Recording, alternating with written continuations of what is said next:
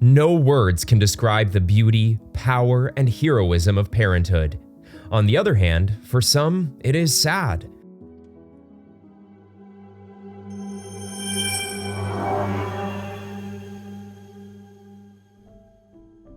Erica and Stephen were looking forward to finally starting a life with their unborn daughter, Abigail, when the doctors noticed something serious and gave their verdict. There would be no way out. The couple comes to an unfortunate resolution, and then the impossible happens. Erica and Stephen's world fell apart when the doctors diagnosed their baby Abigail with a brain tumor just before she was born. Survival was out of the question, as doctors said the child would not pull through after delivery, and even if they did, she would not go on to chemotherapy, so they suggested terminating the pregnancy. But Erica and Stephen wouldn't consider it. The couple came to an uncomfortable resolution. They would have the child and spend what little time they could with her. It didn't matter if it was a second, they were going to treasure those moments and cherish the memory. But soon they would receive news that would lift their spirits. Not only was she diagnosed with a brain tumor, but she also had Down syndrome. After Abigail's delivery, her parents were asked to go home and prepare to say goodbye. They were subtly told they should make funeral arrangements, but the couple decided not to give up and contacted another hospital. This action uncovered something important. Erica and Stephen began talking to Dr. Alan Cohen, chief neurosurgeon at Boston Children's Hospital. Dr. Allen and Mark Kent, chief of neurology, reviewed Abigail's MRI and discovered something strange.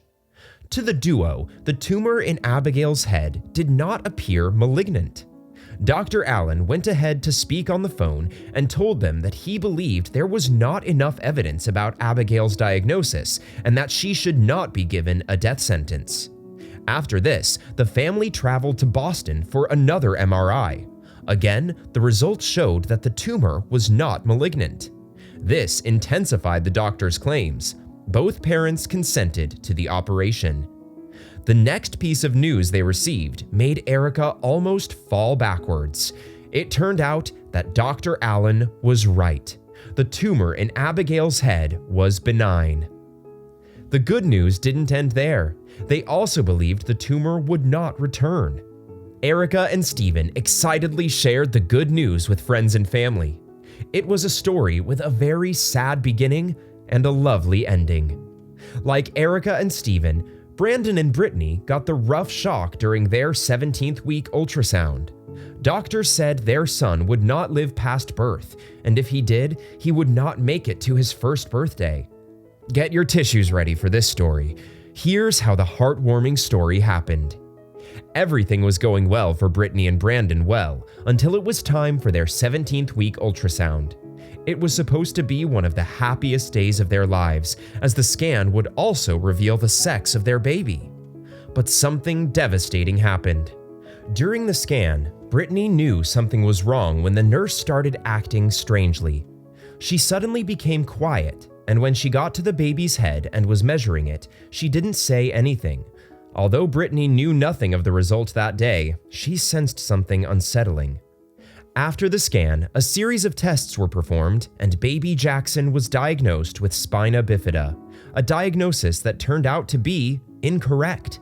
Jackson's condition ended up being microhydrocephalus, a developmental anomaly affecting the brain.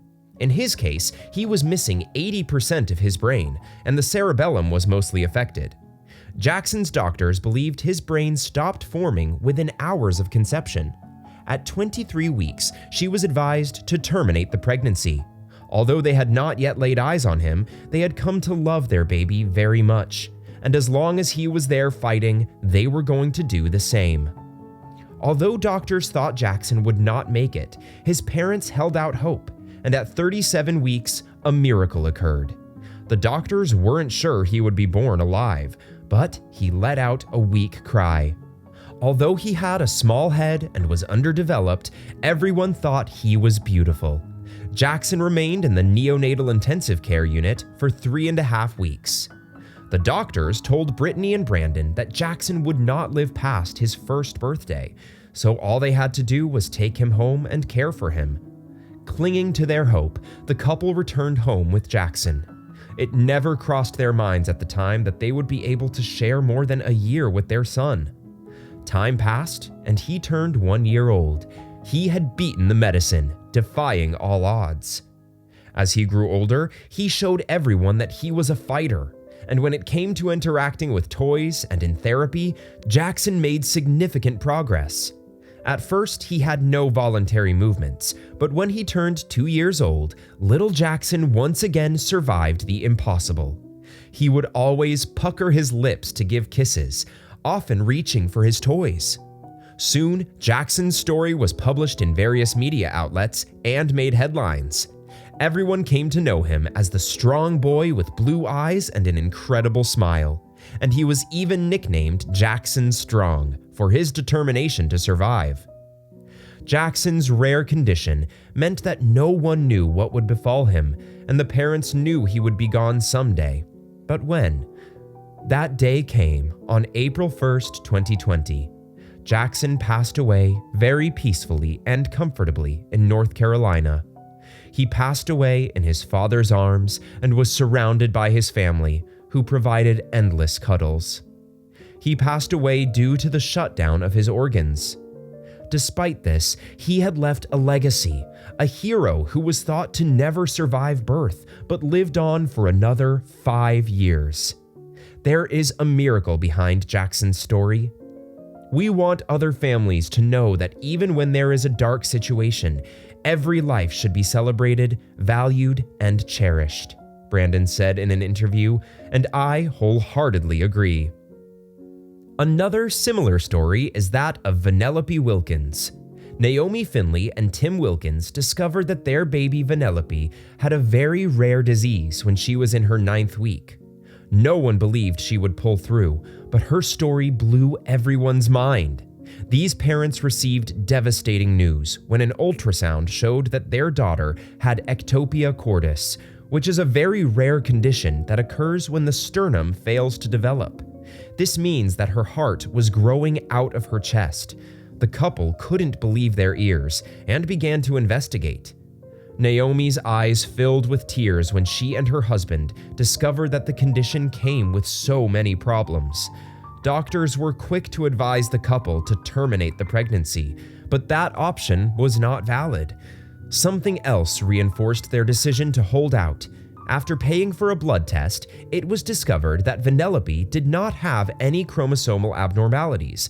With this, the parents felt more determined than ever, but the doctors still believed that her chances of survival were almost nil. No one believed she would make it.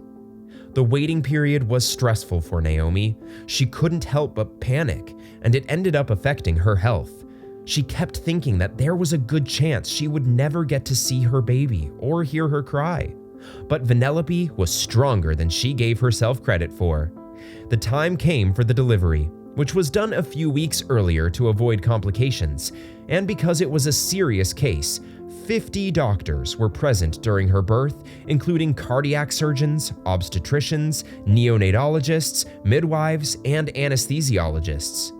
The doctors had told the patients that the first 10 minutes of her life were essential.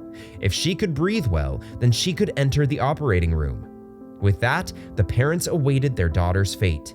To everyone's disbelief, Vanellope came out crying. After 20 minutes, she was still crying. Her parents joined in tears of victory. As soon as she was born, her heart was wrapped in a sterile plastic bag to avoid infection, and after 50 minutes, she was taken to surgery. The surgical team began the task of putting her heart back into her chest. She was taken to the pediatric intensive care unit to stay for a while until she was strong and large enough for her heart to be placed inside her chest and covered with her skin. After spending her first 14 months in the hospital, she went home. Today, she is almost 5 years old, still alive, and continues to inspire other children. Although Naomi revealed that her daughter has autism, epilepsy, and is partially blind and will lose her sight completely when she turns 7, the family stops at nothing to make their daughter happy. She said, I feel like it's been one thing after another, but she is so resilient and happy. She has a lot of character and always has a smile. I hope Vanellope stays strong and keeps getting all the love she can get. Do you know a child with a rare disease who has survived? Inspire others with your story in the comments. See you soon!